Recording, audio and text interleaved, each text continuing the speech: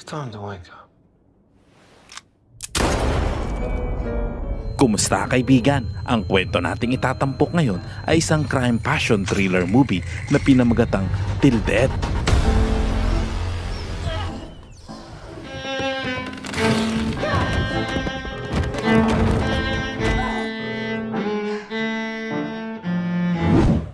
Nagsimula ang kwento sa pagpapakita sa isang babaeng nagngangalang Emma habang kasama nito ang kalaguyo nitong si Tom. Sa mga sandaling iyon, nag-uusap ang dalawa at malungkot na sinabi ni Emma na itigil na nila ang kanilang ipinagbabawal na relasyon at pagkatapos ay umalis na ito. Kinabukasan, pinuntahan niya ang kanyang asawang si Mark sa trabaho kung saan binigyan siya ng assistant nito ng mga bulaklak. Happy anniversary, Mrs. Webster. Oh, they're beautiful. Habang papasok siya sa opisina ng kanyang asawa, nakita niya ang isang confidential police file na naglalaman ng kanyang mga files noong panahon na ninakawan siya at nasaksak ang suspect ilang taon na ang nakalipas. Nang mga sandaling iyon, bigla namang nag-flashback sa kanya ang kanyang nakaraan. Ito ay ang panahon ng pagtangkaan siyang pagnakawan at nauwi ito sa pagsaksak niya sa mata ng suspect. Nagambala naman si Emma sa kanyang pag-iisip nang dumating ang kanyang asawang si Mark na isang kilalang abogado. Nakita ni Mark na ginalaw niya ang confidential files na nire-review nito. Sinabi nito na hindi ito makakatulong sa kanya upang gumaling ang kanyang anxiety disorder. Pagkatapos ay sumakay sila ng elevator. Pagbukas nito, nagulat si Emma nang makasabay nila si Tom at kinailangan nilang magkunwari na hindi sila magkakilala. This is Tom Moore. Habang sila ay kumakain sa isang magarbong restaurant, binigyan si Emma ni Mark ng isang mamahaling necklace na regalo niya sa ika-11 anibersaryo nila bilang mag-asawa. Pagkatapos ay sumakay sila sa kotse at bago sila umalis ay piniringan niya muna si Emma dahil sa isang sorpresa. Nagtungo sila sa isang isolated na lake house na dati nilang pinupuntahan noong sila ay bago pa lamang na mag-asawa. Pagdating sa loob ng bahay ay tinanggal ni Emma ang kanyang blindfold at pinuntahan si Mark na naghihintay sa kanya habang may hawak na gin pomelo. Took you long enough. Pagkatapos ay humingi ito ng tawad sa mga nagawa nitong pagkakamali sa kanya at pagkakulang bilang asawa. Pagkatapos ay hinalikan niya ito at sinimulan na nilang mag-talk.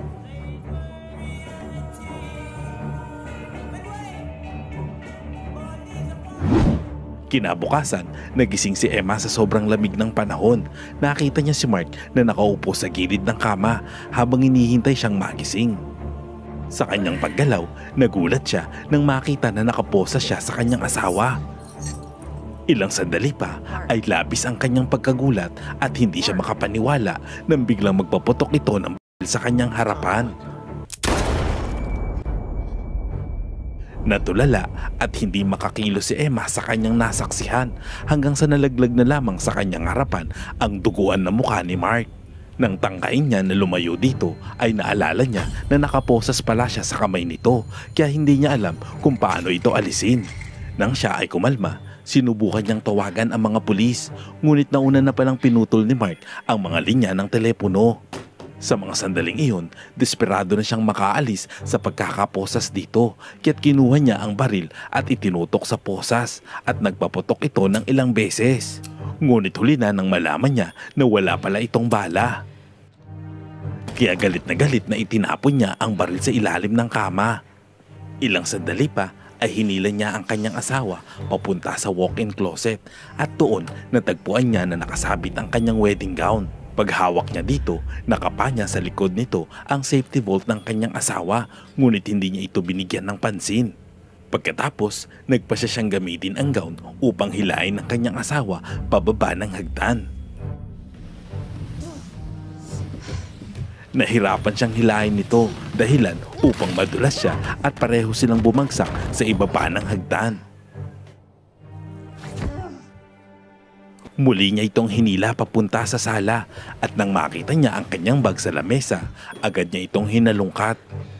Nagulat na lamang siya dahil ang kanyang hinahanap na telepono ay nakalagay sa loob ng flower vase na puno ng tubig agad niyang kinuha ito, ngunit hindi na ito mapapakinabangan pa.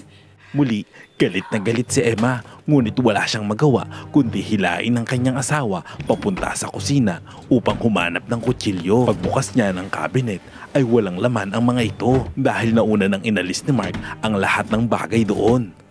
Ngunit sa huli at sa kanyang pagkabigla, natagpuan niya ang susi ng kotse nito. Hinila niya ito papunta sa garahe kahit na nagyayelo ang kanilang daraanan.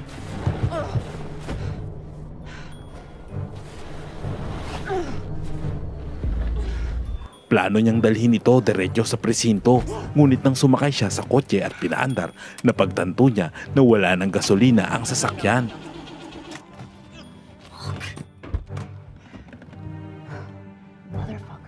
Mangiyak-ngiyak sa galit si Emma nang biglang magulat siya nang marinig itong nagsalita. Ito pala ay isang audio recording na ginawa ng kanyang asawa ng mas maaga. Ayon dito, humanga siya kay Emma dahil nakarating ito sa puntong iyon na dapat ito ay lumuhod sa kanyang paanan pagkatapos ng lahat ng ginawa niya para dito. Ayon pa kay Mark, nang makilala niya ito, walang-wala ito dahil isa siyang bigong photographer na walang pera. Ngayon, ang tanging pagsisisi lamang ni Mark ay wala na siya upang makita ang ekspresyon sa mukha ni Emma ng mga sandaling iyon. Dagdag pa nito, hindi niya pahihintulutan na mabuhay itong maligaya na kasama ang kanyang kalaguyo. Pagkatapos ay binati siya nito ng happy anniversary. With him. Happy anniversary, Pumpkin. Matapos marinig ito, hindi makapagsalita si Emma. Nalaman niya na matagal na palang alam ni Mark na may relasyon sila ni Tom na kasamahan nito sa trabaho. Wala siyang ibang magawa kundi hilain ito pabalik sa loob. Pagbalik sa loob, hinugasan niya ang dugo sa kanyang mukha at sinubukan ni Emma na manatiling kalmado. Ngunit napansin niya ang kwintas na ibinigay nito sa kanya. Habang tinitignan niya ito, mas lalo siyang nakakaramdam ng galit. Sinubukan niya itong tanggalin, ngunit kahit anong pilit niya ay hindi niya ito matanggal. Nang mga sandaling iyon, bigla naman siyang may naalala. Nagtungo siya sa basement habang hila-hila pa rin niya si Mark. Ngunit natuklasan niya na wala na din ang lahat ng tools nito dahil naitago na lahat ng kanyang asawa. Muli, nakaramdam siya ng inis at pagkadismaya. Halos wala na siyang lakas upang hilahin ang katawan nito pabalik sa itaas. Pagod na siya kaya't bumagsak siya sa sahig habang hingal na hingal. Hindi niya naman napigilan na isumbat dito na isa siyang hipokrito dahil ito rin ay nagkaroon ng mga affair sa iba't ibang babae. Naalala niya ang panahon na may mga bahid ng lipstick at glitter ang mga damit nito. Ilang sandali pa, biglang may kumatok sa pinto. Sa una ay nag-atubili siyang buksan ito, ngunit nabusesan niya na si Tom ang nasa labas ng pinto. Sinabi ni Tom na dumating siya dahil nakatanggap ito ng mensahe mula sa kanya. Ngunit itinanggi ni Emma na hindi siya ang nagpadala ng mensahe. Ito ay walang iba kundi si Mark. Pagkatapos ay binuksan ni Emma ang pinto. Nakita ni Tom ang kahindik-hindik na itsura ni Mark. Matapos malaman ang nangyayari kay Emma, sinabi ni Tom na sinalakay ng FBI ang opisina ni Mark dahil sa mga iligal na kasong hinawakan nito kaya't ang buong karir nito ay nasa panganib. Ngayon ay naiintindihan na ni Emma kung bakit nagpatay ang kanyang asawa at dinamay siya nito sa kanyang pagbagsak. Agad na sinabi niya kay Tom na kailangan niyang tawagan ang pulis sa lalong madaling panahon dahil kumbinsido siya na si Mark ay gumawa ng isang masamang plano para sa kanilang dalawa. Gayunpaman, nang lumabas si Tom para kunin ang kanyang telepono mula sa kotse, nakita nila ang isang truck na papunta sa kanilang kinaroroonan. Si Tom ay agad na nagduda, nagpa siya itong lumabas at sinabi kay Emma na huwag magbukas ng pinto kahit kanino maliban sa kanya. Bago natin ipagpatuloy ang kwento kaibigan, baka naman pwedeng makahingi ng pabor, palike naman ang video dahil sobrang laking tulong sa akin yan kaibigan. Salamat! Ilang sandali pa, huminto ang truck sa harap ng lake house at buong tapang na hinarap ni Tom ang lalaki na lumabas. Nagpakilala itong si Jimmy. Sinabi nila na sila ay naparoon upang ayusin ang isang pumutok na tubo. Pagkatapos ay inalok siya ni Tom na bayaran na para sa trabaho at pinapauwi na. Drive safe. Ngunit nang si Jimmy ay paalis na, isa pang lalaki na nagngangalang Bobby ang lumabas mula sa sasakyan. Diretso itong pumunta kay Tom at biglang sinaksak ito ng paulit-ulit. Nagulat at pinigilan ni Jimmy si Bobby, ngunit huli na ang lahat. Pagkatapos, ang dalawang lalaki ay pumasok sa bahay. Sa mga sandaling iyon, nanginginig si Emma nang makilala na ang lalaking pumasok sa kanilang bahay, ito ay ang lalaking nagtangkang nakawan siya at ang kanyang sinaksak sa mata ilang taon na ang nakakalipas. Samantala, habang ang dalawang lalaki ay umiikot sa loob ng bahay, si Emma ay nagawang makalabas habang hinihila ang patay na katawan ni Mark. Pumunta siya sa boat shed at doon nakahanap siya ng patalim na pwedeng ipangputol sa kanyang posas. Ngunit sa kanyang pagkadesperadong makatakas, pinutol na niya ang braso ni Mark upang mabilis na makawala dito. Nang mga sandaling iyon, bigla namang dumating si Jimmy at mabilis namang nakapagtago si Emma. Nagulat si Jimmy nang makita ang bangkay ni Mark kaya't mabilis niyang tinawag si Bobby. Hindi nagtagal, natagpuan ni Jimmy at Bobby ang katawan ni Mark ngunit wala na si Emma doon. Ngunit lingid sa kanilang kaalaman na si Emma ay nagtatago mismo sa ilalim nila. Nalaman din niya na si Mark ang nag-utos sa mga ito upang pumunta roon at nangako na bibigyan sila ng access sa safety vault ng lake house na naglalaman ng mga diamante. At dahil patay na si Mark, kaya desidido sila Bobby na mahanap si Emma dahil ito na lang ang maaaring nakakaalam ng kombinasyon ng safe. Lumabas si Emma sa kanyang pinagtataguan at nag-isip ng isang plano. Kinuha nito ang hose at fuel tank ng bangka. Samantala, sinuri ni Jimmy ang safe at sinabi kay Bobby na kailangan ang kombinasyon ng numero at fingerprint kaya kinuha ni Bobby ang patay na katawan ni Mark. Habang si Emma ng mga sandaling iyon ay nagmamadaling hinihila ang fuel tank ng bangka, bigla namang lumabas si Jimmy upang hanapin siya. Mabuti na lamang ay mabilis siyang nakapagtago sa snow. Ilang sandali pa, nakapasok na siya sa garahe at sinubukang ilipat ang gasolina sa kotse. Sa kasamaang palad, nagdulot ito ng ingay kaya't nagtulak ito kay Bobby na puntahan ang loob ng garahe. Naramdaman ni Emma na may paparating na tao kaya't mabilis siyang nagtago sa ilalim ng sasakyan. Nakita naman ni Bobby ang gasolina na sinasalin sa kotse kaya't pinasingaw nito ang gulong ng sasakyan upang siguraduhin na hindi makakaalis si Emma. Sinamantala naman ni Emma ang pagkakataon. Mabilis siyang lumabas ng garahe ngunit nakita niya si Jimmy na hinihila ang katawan ni Mark. Kaya agad na nagtago si Emma at pumasok sa loob ng basement ng bahay. Si Bobby na nagdududa ay pumasok din sa basement ng bahay habang si Emma ng mga sandaling iyon ay nasukol sa hagdanan sa pagitan ni Bobby sa basement at ni Jimmy sa harap ng pinto. Nang malapit na siyang makita ni Bobby, bigla niyang naisip na pindutin ang alarm button ng susi ng kotse na matagumpay na nakagambala kina Bobby at Jimmy. Ginamit ni Emma ang pagkakataong iyon para magluksa sa pagkamatay ni Tom.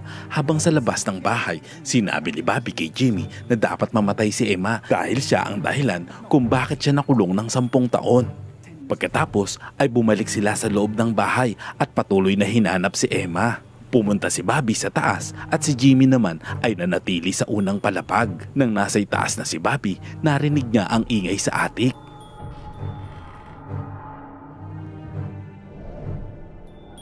Pinuntahan niya ito at nagsimulang maghanap.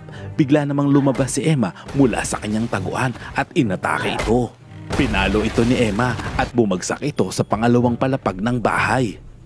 Kinuha niya ang susi ng kotse habang si Jimmy na narinig ang kaguluhan ay nagmadaling pumunta sa itaas at natagpuan na ang kanyang kapatid ay wala ng malay.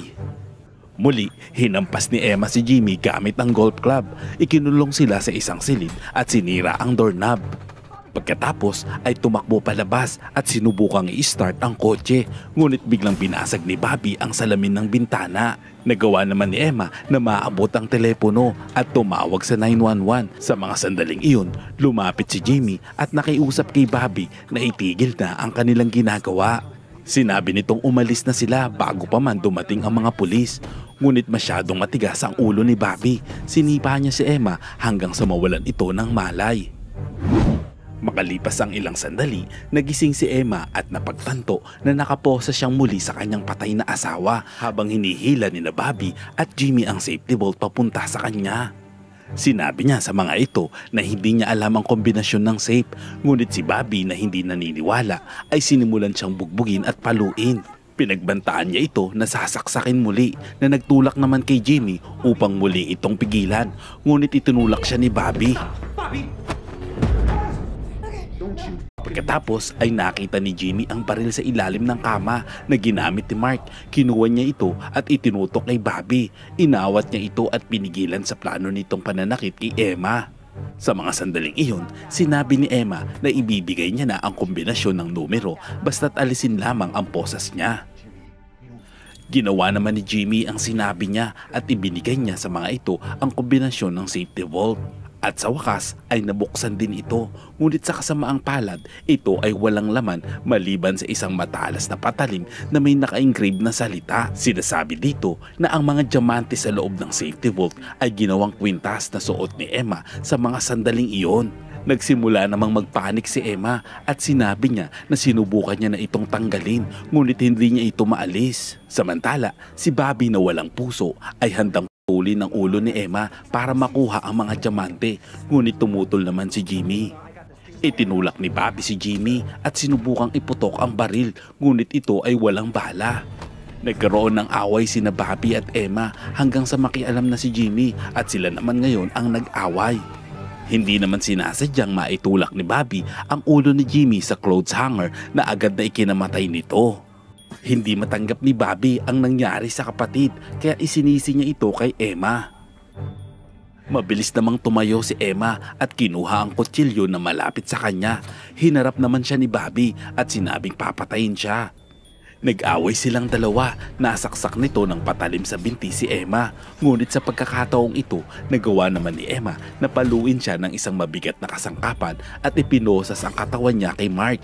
Mabilis na tumakas si Emma habang hinahabol siya ni Bobby na hatak-hatak ang katawan ni Mark. Samantala, nagawa namang makapasok ni Emma sa garahe at sumakay sa kotse. Sinundan siya ni Bobby at nagpanik naman si Emma sa pag-atras ng kotse dahil tumama ito sa pader ng garahe at bumangga sa ibang sasakyan. Dahil dito ay nagmaneho siya pasulok at tinamahan si Bobby sa kanyang ginawa.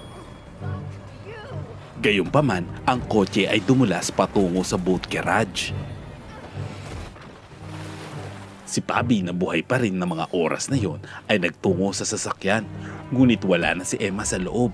Natagpuan niya si Emma na nahihirapang gumagapang sa ibabaw ng frozen lake dahil sa sugat nito sa binti. Nagawa siyang abutan ni Bobby at tinangka siyang saksakin nito, ngunit tumama ito sa yelo. Nagawa ni Emma na makuha ang kutsilyo at sinaksak ito sa balikat, ngunit ang impact ng katawan nito ay nagdulot ng pagkakaroon ng bitak sa yelo, dahilan upang unti-unting lumaki ang bitak at nahulog si Mark. Dahil sa pagkakaposas, nadamay si Bobby sa pagkakahulog at hinatak naman nito si Emma palubog sa tubig. Nag-away sila sa ilalim ng tubig, ngunit nagawa ni Emma na makuha ang kutsilyo mula sa balikat ni Bobby at sinaksak ito sa kaliwang mata, dahilan upang matuluyan itong mamatay sa pagkakalunod. Pagkatapos ay lumangoy si Emma pataas at nagawa niyang basagin ang yelo.